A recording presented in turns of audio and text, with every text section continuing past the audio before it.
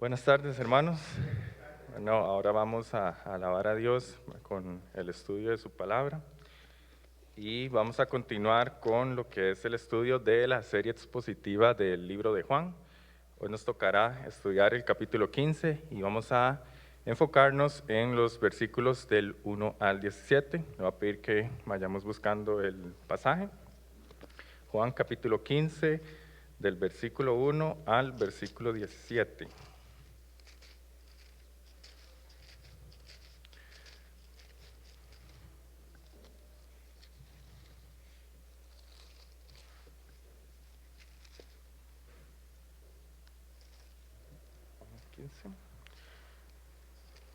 Listo. Ok, este versículo, bueno, estos versículos son muy conocidos, pero antes de comenzar a estudiarlos, quisiera hacerles una pregunta.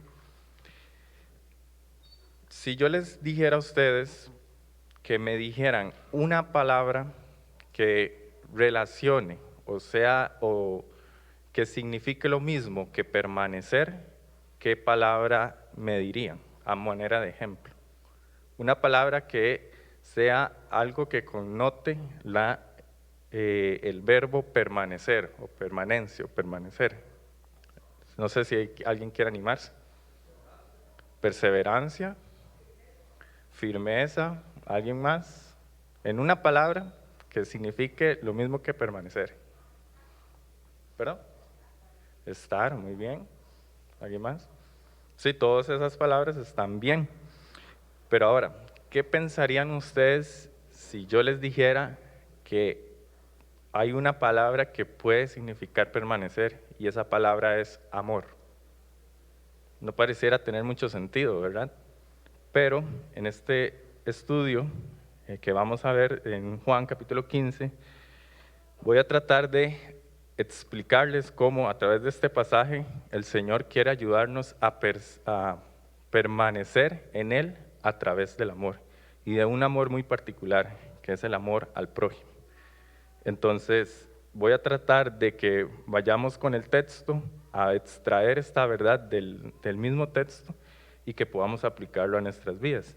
Entonces, vamos a leerlo. Dice Juan capítulo 15, versículos del 1 al 17. Yo soy la vid verdadera y mi Padre es el labrador. Todo pámpano que en mí no lleva fruto, lo quitará, y todo aquel que lleva fruto, lo limpiará, para que lleve más fruto. Ya vosotros estáis limpios por la palabra que os he hablado. Permaneced en mí y yo en vosotros. Como el pámpano no puede llevar fruto por sí mismo, si no permaneciera en la vid, así tampoco vosotros, si no permanecéis en mí. Yo soy la vid, vosotros los pámpanos. El que permanece en mí y yo en él, éste lleva mucho fruto, porque separados de mí, nada podéis hacer. El que en mí no permanece, será echado fuera como pámpano, y se secará. Y los recogen y los echan en el fuego y arden. Si permanecéis en mí y mis palabras permanecen en vosotros, pedid todo lo que queréis y os será hecho. En esto es glorificado mi Padre, en que llevéis mucho fruto y seáis así mis discípulos. Como el Padre me ha amado, así también yo os he amado. Permaneced en mi amor. Si guardareis mis mandamientos, permaneceréis en mi amor, así como yo he guardado los mandamientos de mi Padre y permanezco en su amor. Estas cosas os he hablado para que mi gozo esté en vosotros y vuestro gozo sea cumplido. Este es mi mandamiento, que os améis unos a otros, como yo os he amado. Nadie tiene mayor amor que este, que uno ponga su vida por sus amigos. Vosotros sois mis amigos, si hacéis lo que os he mandado. Ya no os llamaré siervos, porque el siervo no sabe lo que hace su señor, pero he llamado amigos, porque todas las cosas que oí de mi Padre os las he dado a conocer. No me elegisteis vosotros a mí, sino que yo os elegí a vosotros, y os he puesto para que vayáis y llevéis fruto, y vuestro fruto permanezca, para que todo lo que pidiereis en el Padre, en mi nombre, Él os lo dé. Esto os mando, que os améis los unos a los otros. Vamos a orar y vamos a comenzar con el estudio de este capítulo. Amado Dios, te damos gracias por este tiempo en el que nos permites estudiar tu palabra. Te agradecemos porque has sido bueno con nosotros y hoy, Señor, que celebramos una vez más lo que es el día del Señor, tu resurrección, Señor, no porque sea solamente esta connotación de Semana Santa, sino porque lo celebramos todos los domingos, Señor. Te pido que en esta tarde podamos aprender tu palabra, Señor, este mandato de permanecer en ti, Señor. Ayúdanos a estudiar tu palabra diligentemente, Señor. Úsame a mí, quita toda palabra de sabiduría humana y que tu Santo Espíritu hable a nuestros corazones en esta tarde, Señor. Que tú puedas transformar vidas, Señor. Tu palabra nunca llega vacía a ningún corazón. Y que esta tarde, Señor, si alguien no te conoce, hoy pueda experimentar ese amor sacrificial que tú hiciste en la cruz para que pueda tener esa permanencia en ti, Señor, y pueda vivir una vida que te agrade, que lleve mucho fruto, Señor. Te pido que bendigas todo lo que vayamos a hacer, Señor, en el nombre de tu amado Hijo Jesucristo. Amén. Bueno, entonces el estudio de hoy vamos a dividirlo en dos partes. Primero vamos a entender por qué el Señor Jesucristo usa esta metáfora, que ahorita vamos a ver esto exactamente, esta metáfora de una vid para explicarnos una verdad que tiene que ver con la salvación, que tiene que ver con permanecer en el amor de Cristo. Y luego vamos a ver en un segundo punto el mayor ejemplo de amor que vamos a ver desde el versículo 13 hasta el versículo 17. Comenzaba diciéndoles que si había una palabra que pudiera definir la palabra permanecer, porque me llamó mucho la atención que en estos pasajes la palabra permanecer aparece reiteradas veces, y en realidad vamos a ver más adelante que esto es un mandato, es una orden que el Señor les da a sus discípulos, y después utiliza el amor para poder explicar ampliamente qué significa permanecer en el amor, en Cristo, en la vid verdadera. Entonces, vamos a estudiar esta primera parte del texto, desde el versículo 1 hasta el versículo 12.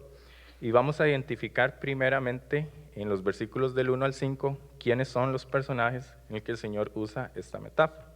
Y vamos a leer: yo soy la vid verdadera y mi Padre es el labrador. Todo pámpano que en mí no lleva fruto lo quitará, y todo aquel que lleva fruto lo limpiará, y para que lleve más fruto. Ya vosotros estáis limpios por la palabra que os he hablado. Permaneced en mí y yo en vosotros, como el pámpano no puede llevar fruto por sí mismo, si no permanece en la vid. Así tampoco vosotros, si no permanecéis en mí. Yo soy la vid, vosotros los pámpanos. Entonces en estos primeros versículos se nos aparecen tres personajes: el labrador, la vid y los pámpanos. Ahora, volviendo al contexto inmediato del capítulo, aquí Jesús empieza diciendo: yo soy la vid verdadera. Y recordemos por el estudio pasado que Jesús está a punto de ir a la cruz y les da unas instrucciones, un discurso a sus discípulos antes de comenzar a ir a la cruz. Podríamos decir que son las últimas palabras del Señor antes de ir a la cruz con sus discípulos. Por lo tanto, estas palabras son importantes. Veamos versículo 30 del capítulo 14, de lo que estudiamos la semana pasada. Dice: no hablaré ya más mucho con vosotros, porque viene el príncipe de este mundo. Él nada tiene en mí, mas para que el mundo conozca que amo al Padre, y como el Padre me mandó, así hago. Levantaos, vamos de aquí. Y luego comienza a decir: yo soy la vid verdadera. Entonces, con esto hay dos posturas. Algunos creen que el Señor se levantó y empezó a decir esta metáfora de que yo soy la vid. Otros creen que ya iban camino, saliendo del lugar donde estaban, y encontraron una vid. Recordemos que los viñedos eran algo muy común en la agricultura de los judíos, y algunos creen que el Señor iba caminando con sus discípulos, apareció una vid y entonces empezó a dar este discurso de que Él era la vid verdadera. Sea cual sea la postura, eso realmente no es relevante en el texto, pero sí que es importante, es importante. Y comienza a decir: yo soy la vid verdadera. Hay una imagen que quisiera proyectarles para aquellos que no conocen cómo es una vid, para que veamos estos personajes de una manera gráfica. Creo que, sí, ahí está. Entonces, así, esa fue la imagen como más bonita que encontré para poder ejemplificar lo que es una vid. Y básicamente la vid es una planta que da uvas, ¿verdad? Tiene un tronco que es firme, ¿verdad? Y sobre ese tronco salen los brazos o la parte del árbol, y luego de ahí salen las ramas, que de hecho esa es la palabra que aquí aparece como pámpanos. En realidad los pámpanos son ramas, y de estas ramas salen los racimos de uva. Entonces, lo que el Señor nos quiere decir es que nosotros somos esas ramas de donde salen los frutos de la vid. Y eso básicamente es así como a manera gráfica, donde podemos ver, digamos, dónde salen los frutos, o por qué esto de que en el pámpano debe llevar fruto. Pero básicamente sería eso. Ahora, yo soy la vid verdadera y mi padre es el labrador. Entonces, el personaje del padre es el encargado de cuidar esta viña. Dice el versículo 2, todo pámpano que en mí no lleva fruto, lo quitará. ¿Quién lo va a quitar? El Padre. Y todo aquel que lleva fruto, lo limpiará para que lleve más fruto. Versículo 3, ya vosotros estáis limpios por la palabra que os he hablado, permaneced en mí y yo en vosotros. Como el pámpano no puede llevar fruto por sí mismo, si no permanece en la vid, así tampoco vosotros, si no permanecéis en la vid. Entonces el Señor está dándoles una ilustración de por qué es importante permanecer en la vid. Y Él está diciendo, yo soy la vid. De hecho, esta es la séptima afirmación de Jesús, de su deidad, en el Evangelio de Juan. Recordemos que Él dijo, yo soy la luz del mundo, yo soy la puerta, yo soy el buen pastor, yo soy el camino, la verdad y la vida, yo soy la resurrección. Aquí Jesús está diciendo, yo soy la vid verdadera. Y les quiere mostrar que los que permanecen en esa vid son los que llevan fruto.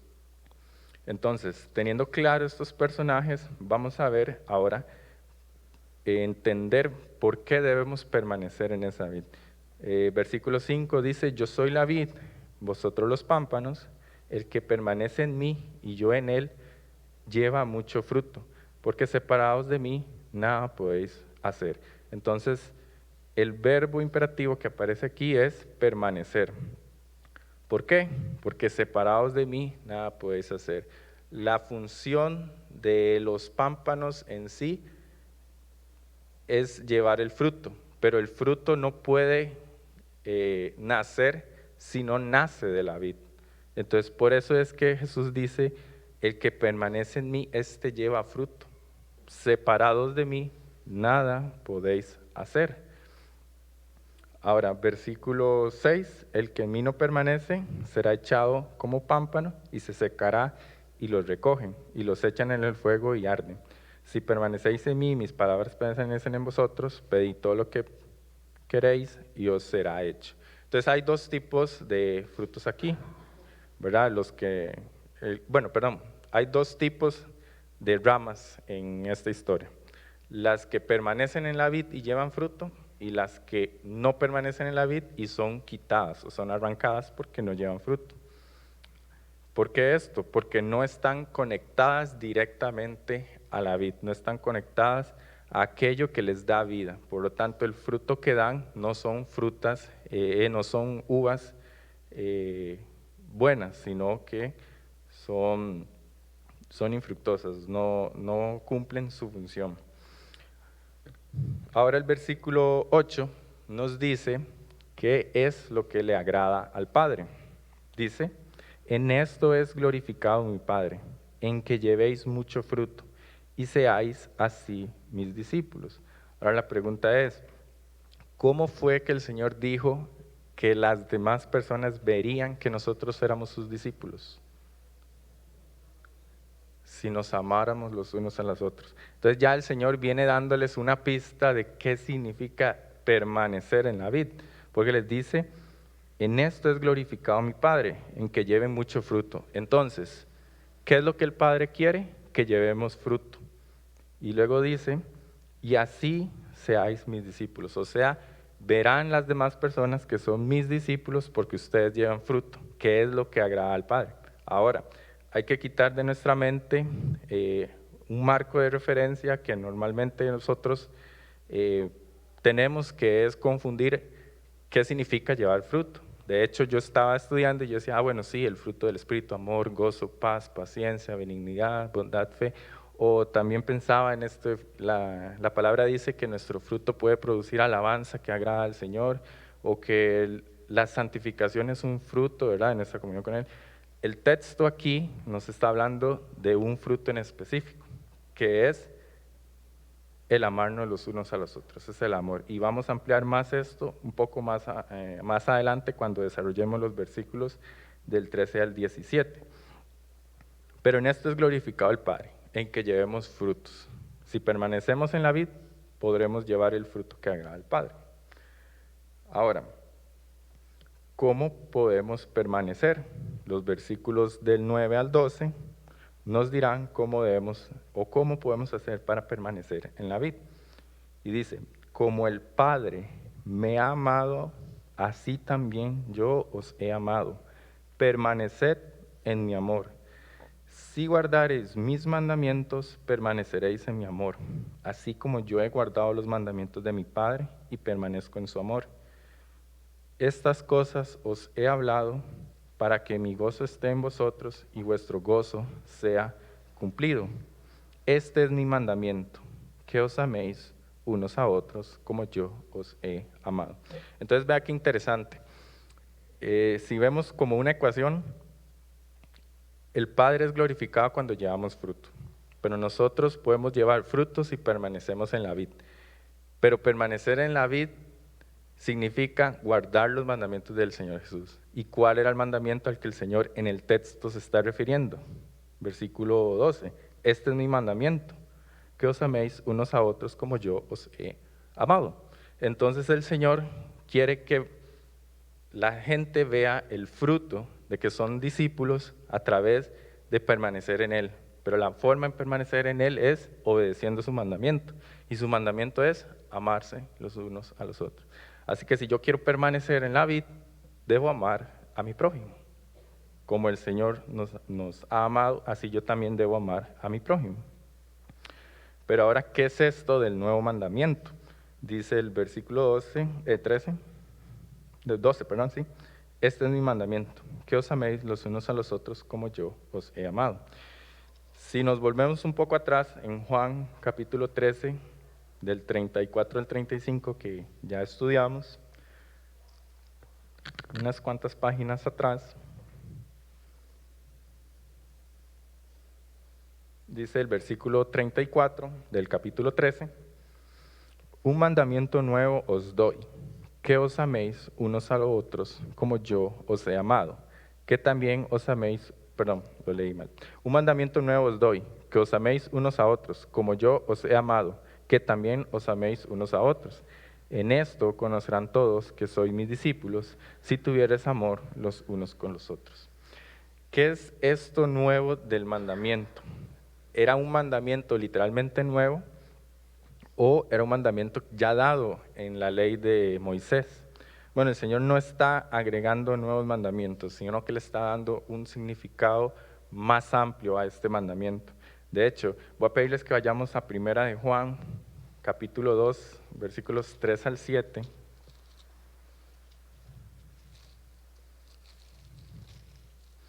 Y el mismo apóstol Juan va a hablar acerca de este tema. De hecho, algo interesante que no mencioné en la introducción es que la palabra permanecer aparece alrededor de 118 veces en el Nuevo Testamento y 60 veces aparecen en los escritos de Juan. Y de esas 60 veces, 40 aparecen en el Evangelio de Juan. Entonces, esta palabra es importante y yo creo que el apóstol la aprendió de una manera en la que en su corazón tenía que hablar de esto, bueno, a través del Espíritu Santo claramente, de la importancia de permanecer. Ahora, capítulo 2, versículos del 3 al 7, Juan va a hablar acerca de esto. También dice, hermanos, no os escribo un mandamiento nuevo, sino el mandamiento antiguo que habéis tenido desde el principio. Este mandamiento antiguo es la palabra que habéis oído desde el principio. Sin embargo, perdón, creo que me confundí, del 3 al 7. Sí, perdón. Es que me confundí aquí con los... Ok, Primera de Juan, capítulo 2, del versículo 3 al 7 dice, y en esto sabemos que nosotros le conocemos, si guardamos sus mandamientos. El que dice, yo le conozco y no guarda sus mandamientos, el tal es mentiroso y la verdad no está en él. Pero el que guarda su palabra, en este verdaderamente el amor de Dios ha perfeccionado. Por esto sabemos que estamos en él. El que dice que permanece en él debe andar como él anduvo. Hermanos, no os escribo un mandamiento nuevo, sino el mandamiento antiguo que habéis tenido desde el principio. Este mandamiento antiguo es la palabra que habéis oído desde el principio. Entonces, vamos a hacer una comparativa de estos mandamientos y para eso también voy a pedirles que me acompañen a Levíticos capítulo 19 y vamos a leer el versículo 18.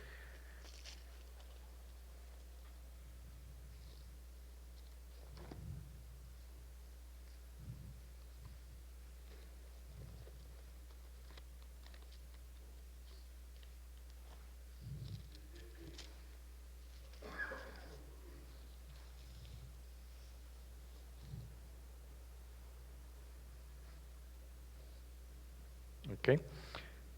Dice Levítico 19, 18, no te vengarás ni guardarás rencor a los hijos de tu pueblo, sino amarás a tu prójimo como a ti mismo, yo Jehová. Y mantengan ahí guardado ese versículo y vayan de nuevo a Juan capítulo 13, versículo 34.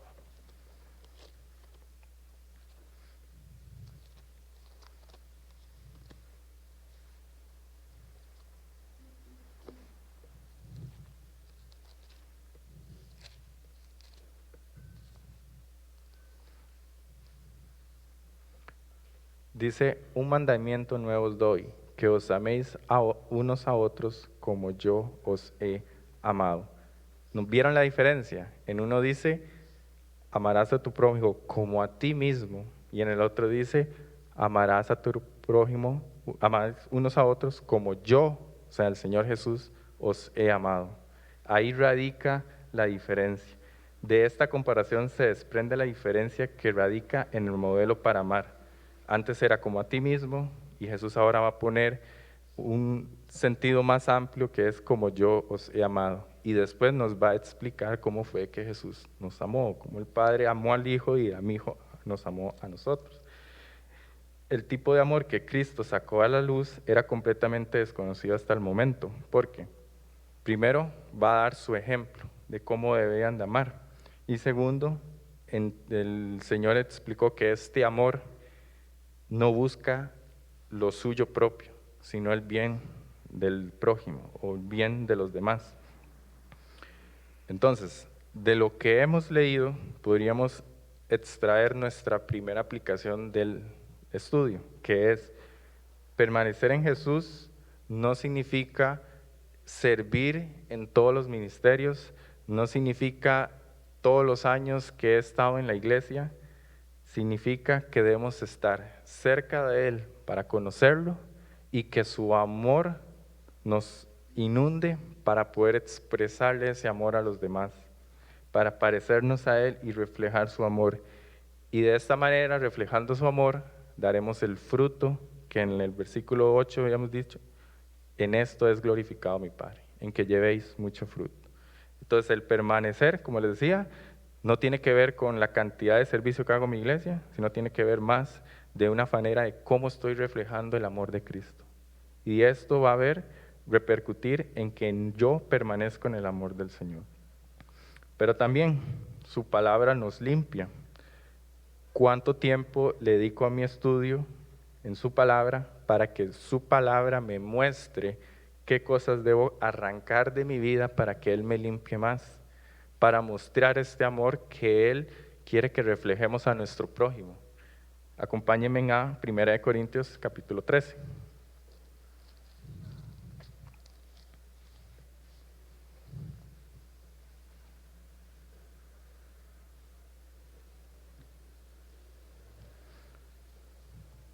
Primera de Corintios capítulo 13, un capítulo muy conocido que habla acerca de amor Y recordando el contexto, aquí Pablo está exhortando a la iglesia por cosas que ellos están dejando de hacer, y entonces viene y nos explica qué es el amor.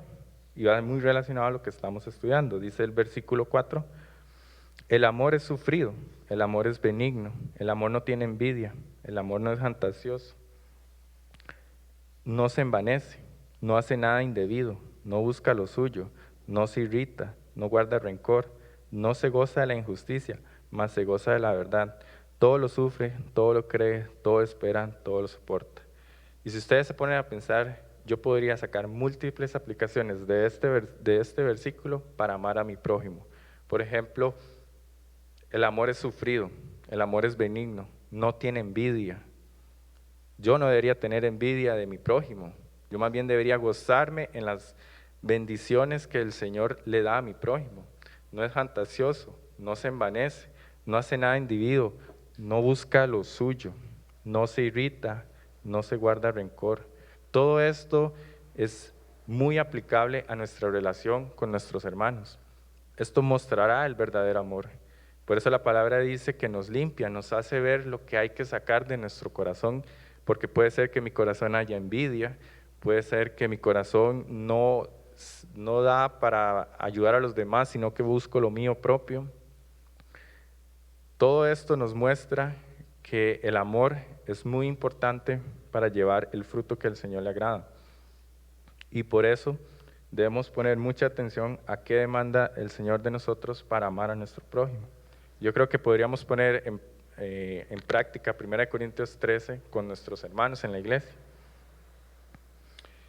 Y ahora vayamos a nuestro capítulo que estamos estudiando, Juan 15, y vamos a seguir estudiando para terminar en esta segunda parte del ejemplo del mayor amor. O sea, ¿qué es lo que el Señor va a decir en estas palabras? ¿Qué significa ese amor? Del versículo 13 al 17, dice, nadie tiene mayor amor que este, que uno ponga su vida por sus amigos. O sea, la mayor expresión de amor que el Señor va a hacer tiene que ver con poner su vida por sus amigos. No hay mayor amor que este. Y de hecho, si nos devolvemos a Juan capítulo 10, versículos del 10 al 18, vamos a ver también algo muy interesante, que el Señor ya habló de este amor. Juan 10, del 16 al 18. Cuando Él habla de que Él es el buen pastor, dice el versículo 16, también tengo otras ovejas que no son de este redil, aquellas también debo traer, y oirán mi voz, y habrá un rebaño y un pastor. Por eso me ama el Padre, porque yo pongo mi vida para volverla a tomar. Nadie me la quita, sino que yo de mí mismo la pongo. Tengo poder para ponerla y tengo poder para volverla a tomar. Este mandamiento recibí de mi Padre. Y más adelante va a decir el Señor que lo que Él escuchó del Padre es lo que Él les ha dado a conocer a sus discípulos. Y por eso en el versículo 12 dice, nadie tiene mayor amor que este, que no ponga su vida por sus amigos. El Señor va a poner su vida por sus amigos. Y de hecho, del estudio pasado, recordemos que Pedro, cuando está a punto de que el Señor le dice que tiene que ir a la cruz, Él le dice, no, yo pondré mi vida por ti. Y el Señor le dice, ¿pondrás mi vida por mí? No cantará el gallo antes que me negarás 3 veces. O sea, Pedro no comprendía que el Señor primero debía darle ese ejemplo de amor sacrificial para que él pudiera entender. Porque de hecho, en la primera ocasión en la que tuvo que defender al Señor, lo negó 3 veces. Entonces esto me llamó mucho la atención. Y luego Pedro lo aprendería, porque si nosotros nos ponemos a ver la historia de los apóstoles, al final todos ellos murieron por causa del Evangelio. Ellos entendieron lo que era el amor sacrificial, pero primero lo aprendieron de su Señor. Y dice, versículo 14, vosotros sois mis amigos si hacéis lo que yo os mando. Y aquí parece que el texto nos está dando una restricción, una restricción. Vosotros sois amigos y hacéis lo que yo os mando. Yo creo que en realidad, fuera de ser una restricción, nos está dando el camino correcto.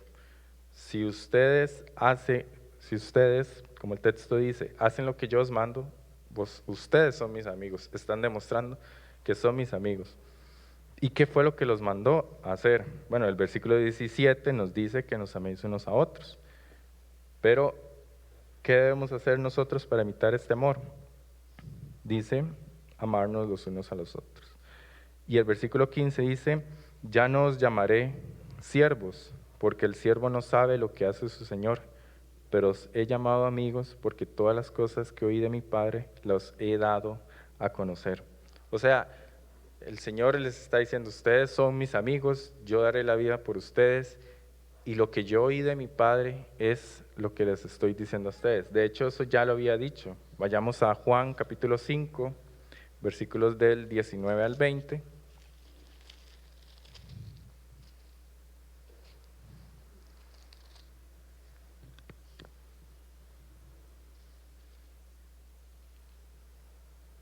Juan capítulo 5, versículos del 19 al 20, dice, respondió entonces Jesús y les digo, de cierto os digo, no puede el Hijo hacer nada por sí mismo, sino lo que ve hacer al Padre, porque todo lo que el Padre hace, también lo hace el Hijo igualmente, porque el Padre ama al Hijo y le muestra todas las cosas que él hace, y mayores obras que éstas les mostrará, de modo que vosotros os maravilléis. Ya el Señor les había dicho estas cosas, y ahora, antes de ir a su cruz, se las vuelve a recordar para que cuando sucedan, de hecho, lo dice en el pasaje que estudiamos la semana pasada, no se maravillen o no se sorprendan, porque ya yo se los había anticipado. ¿Y a qué voy con todo esto? O sea, todo formaba parte de un plan divino, y el Señor usa este ejemplo de una vid para que ellos puedan comprender qué es permanecer en Cristo. ¿Cómo debo yo? Porque ellos eran seguidores del Señor, habían estado 3 años caminando junto a Él, aprendiendo y todo, pero el Señor les vuelve a advertir, ustedes permanecen en mí si muestran este amor, si guardan este mandamiento, que este mandamiento es, ámense unos a otros. Y después, en el versículo 16 al 17, nos manda a imitar este amor. Dice, no me elegisteis vosotros a mí, sino que yo os elegí a vosotros. Yo os elegí a vosotros, y os he puesto para que vayáis y llevéis fruto, y vuestro fruto permanezca.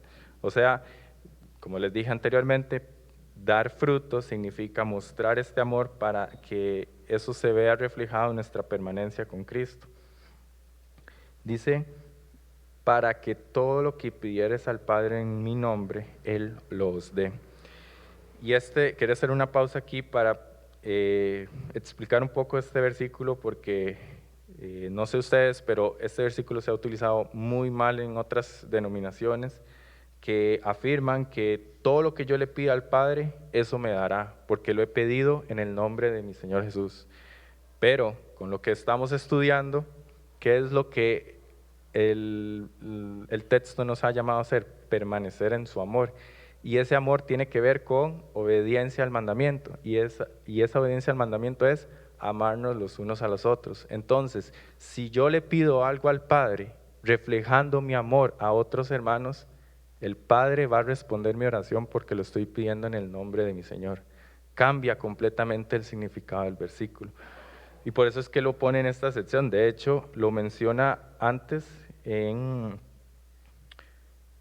versículo 7, dice, si permanecéis en mí y mis palabras permanecen en vosotros, pedid todo lo que queréis, os será hecho. Pareciera no tener sentido hasta que leemos el versículo 16. Y os he puesto para que llevéis fruto, y vuestro fruto permanezca, para que todo lo que pidieres al Padre en mi nombre, Él los dé. Es la misma idea. Debemos llevar este fruto que agrada al Padre, porque ese fruto tiene que ver con el amor que yo le muestro a mis hermanos. Y claro, todo lo que yo le pida a mi Dios Padre en nombre de mi Señor Jesucristo, nutrido de ese amor, arraigado de esa vid, que es lo que el Señor quiere, mis oraciones cambian completamente y van dirigidas a la voluntad del Padre. ¿Por qué? Porque el amor no busca lo suyo, el amor busca el bien de los demás. Y eso es lo que el Señor quiere que sus discípulos entiendan antes de que Él los deje y que más adelante Él les dijo, el Espíritu Santo que llegará les recordará todas las cosas que yo los he dicho. Y ahora, como última parte de este estudio, claramente el Evangelio está de manera explícita desde el versículo 14 hasta el 16, donde Él dice, desde el 13, nadie tiene mayor amor que este, que uno ponga su vida por sus amigos. Vosotros sois mis amigos y hacéis lo que os he mandado. Ya no os llamaré siervos, porque el siervo no sabe lo que hace su Señor, pero los he llamado amigos, porque todas las cosas que oí mi Padre los he dado a conocer. El Evangelio está explícito en estos pasajes de ese amor sacrificial del Señor al dar su vida para que nosotros pudiéramos tener perdón y de esta manera tener redención con el Padre y tener acercamiento con Él, porque ahora que conocemos a Jesús, podemos conocer al Padre. Pero es también un tema que aparece 2 veces en la Biblia, que es que se compara a Israel con una vid. Y creo yo que esto también tiene algún significado para los discípulos, porque Dios compara a Israel como una vid. Rápidamente vayamos al Salmo 80.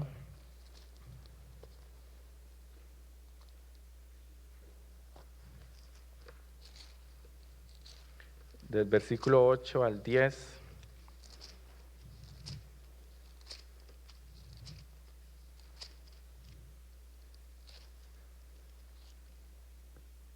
Salmo 80, del versículo 8 al versículo 10 dice, hiciste venir una vid de Egipto, echaste las naciones y la plantaste, limpiaste sitio delante de ella, e hiciste arraigar sus raíces y llenó la tierra. Los montes fueron cubiertos de su sombra y con sus sarmientos los cedros de Dios. A Israel se le conocía como una vid, pero esto no tenía para nada un elogio por lo que Israel iba a hacer después, porque la vid no produjo el fruto que sí quería Dios. Y de hecho eso lo vamos a ver en Jeremías capítulo 2. Voy a pedir que me acompañen ahí rápidamente.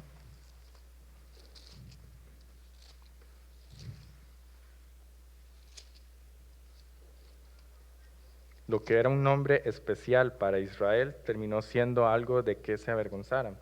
Dice el versículo 21 al 22 del capítulo 2. Te planté de vid escogida, simiente verdadera toda ella. ¿Cómo pues me has vuelto sarmiento de vid extraña? Aunque te laves con lejía y amontones jabón sobre ti, la mancha de tu pecado permanecerá aún delante de mí, dijo Jehová el Señor. Sabemos que un tema que se desarrolla a lo largo de toda la Biblia es que Jesús es el verdadero Israel. Aquí la vid Israel no produjo el fruto que sí quería, pero Jesús, al afirmar yo soy la vid, demostró el fruto que sí agradaba al Padre. Por eso Él dice, yo soy la vid verdadera, no Israel. Y Jesús era el verdadero Israel, porque sí produjo el fruto que agradó al Padre. Y para terminar, un par de conclusiones a este estudio también.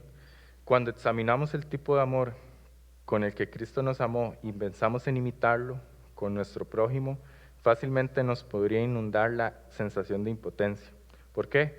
Porque no tenemos las fuerzas para hacerlo. Por eso Cristo dijo, separados de mí, nada podéis hacer. O sea, incluso la acción de amar a mi prójimo no la puedo hacer por mis propias fuerzas. Tengo que nutrirme de la verdadera vid para poder mostrar ese amor. Por lo tanto, si el Señor nos dejó este nuevo mandamiento, fue porque era posible cumplirlo, pero no por nuestras propias fuerzas, sino por su poder obrando en nosotros. Y también una aplicación, pero va más a un llamado para aquellas personas que no están en esta vid verdadera. Solo se puede amar como Jesús si previamente ese amor ha sido derramado en nuestros corazones por el Espíritu Santo que nos fue dado. Rápidamente, Romanos capítulo 5. Versículo 5.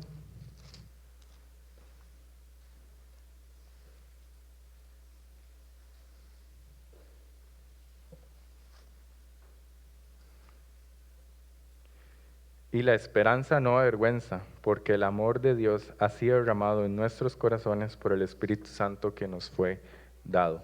Es el Espíritu Santo quien nos capacita para amar como Cristo. Pero si el Espíritu no mora en una persona, no eres de Cristo.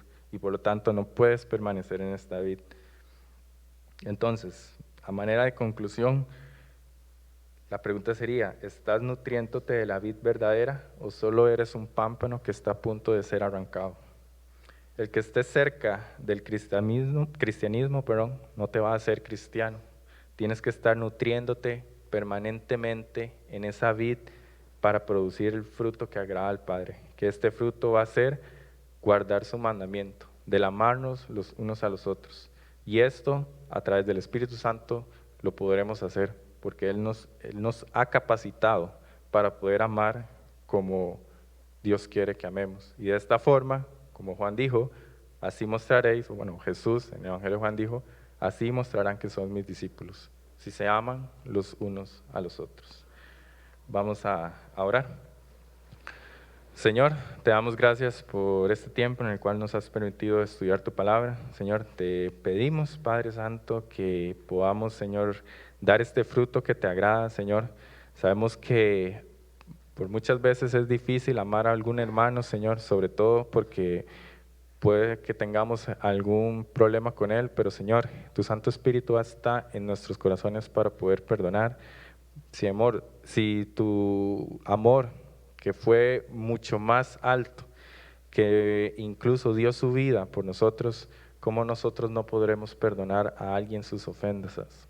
Señor, yo te pido que nos ayudes, Señor, durante la semana a poner en práctica este estudio, a mostrar amor a los demás, Señor, también preocupándonos los unos por los otros, orando, estar pendientes de las necesidades de nuestros hermanos, Señor.